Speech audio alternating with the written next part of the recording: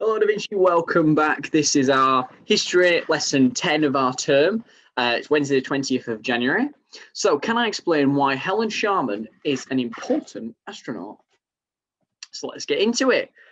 So, the first British astronaut was a woman. Her name was Helen Sharman. She went to space in 1999. No, she didn't. She went to space in 1991. Helen Patricia Sharman was born on May the 30th in 1963, Sheffield, England.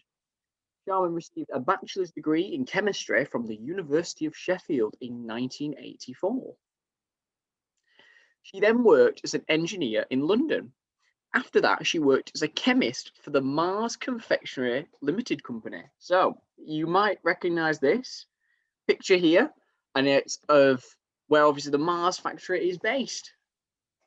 In November 1989, she responded to a radio advert for astronauts, and she was selected from more than 13,000 applicants to be part of Project Juno, a British cosmonaut mission. She underwent 18 months of rigorous training at the Yuri Gagarin Cosmonaut Training Center at Star City, Russia. Now, there's one thing that's worth mentioning. There's a difference between astronaut and cosmonaut. Although they're the same thing, this kind of gives us a bit of a clue here.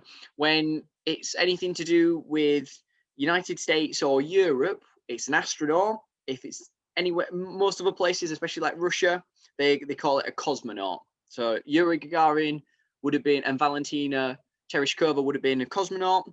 And we've got Tim Peake and Neil Armstrong and Helen Sharman, which would have been astronauts. I apologize. Helen Sharman would have been technically classed. It's a bit of a difficult one. She's technically classed as a cosmonaut because she did it with the Russian Juno mission. But anyway, it's a bit of a tricky one. So Sharman finally launched into space on May the 18th, 1991, aboard the Soyuz TM-12 as a research cosmonaut. The mission lasted nearly 8 days. This is a picture of Sharman upon returning from Earth, and you can see she's being lifted out and she's being carried by many people, because when you return to Earth, sometimes your muscles aren't quite used to the gravity, and you need to be kind of carried, otherwise you're not going to be able to walk. You've got heavy equipment on as well. So that's what that is. So in the playlist for this week, we've got a video of Helen Sharman, and she's talking about her experience as an astronaut. And I'm going to put that one in the playlist for you to watch. You can watch that one, and then you can come back to this video. So it's your turn now. Now, a very quick bit of information. But we're going to be doing the same activity that we did for Valentina Tereshkova, where we made an intergalactic passport. We made an intergalactic passport. Now, here's all the information for Helen Sharman. So I've got it all bullet pointed, listed in a nice fashion for you to then pause the video. You can collect some of those information.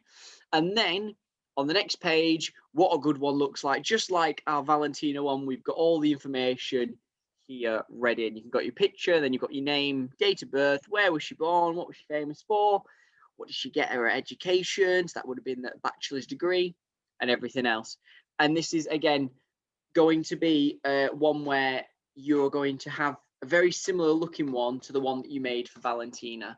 Now, as an extension, I'm wondering whether you can compare both of your intergalactic passports that you've created for Valentina and one for Helen, and you can have a look at what's the same and what's different about each cosmonaut.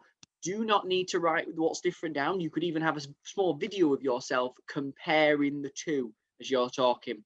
That's everything for history today. A bit of a quicker one because it's the same activity that we've done, but for a different astronaut.